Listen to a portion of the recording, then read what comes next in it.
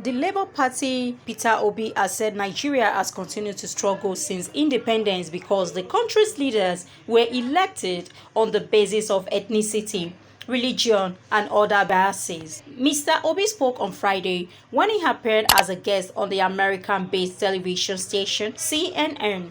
We have been able to elect people based on ethnicity, religion, migration connection, or one form of bias or the other, which brought us to where we are, he said. The LP candidate claimed he was working to dismantle such bias to create room for the election of credible leaders into various elective positions in 2023.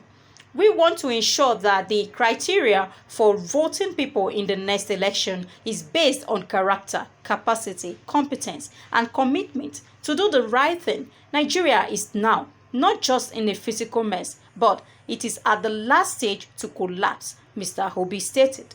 He said the Nigeria elite were the people who advanced the bias to harm the country's development aspirations. So, all you hear about ethnicity, religion, connection, migration are elite conspiracy to keep Nigeria underdeveloped. But now, we have reached the edge. We can no longer continue this way, he added. Mr. Obi said to solve Nigeria's economic woes, the rising insecurity in the country must be tackled to enable economic and agricultural activities to go on unhindered. They have to deal with the issue of security. It is impacting negatively on our economy today. You have to deal with it head on because you have to get your farmers to go back to farm and start ensuring that, for instance, the vast lands of the north are invested and cultivated on, he said. Mr. Obi, a former governor of Anambra, said the growing insecurity in the country can be dealt with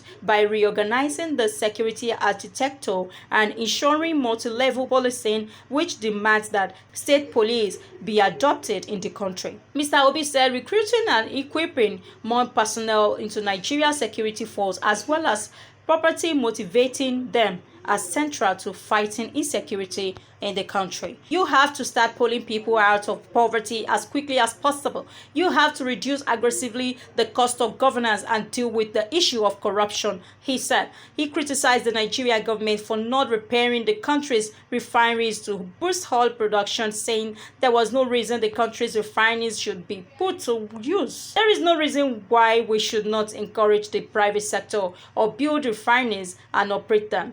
And they are not rocket science. You can use today to decide to remove fuel subsidies and use these resources to support critical areas of production, Mr. Obi said.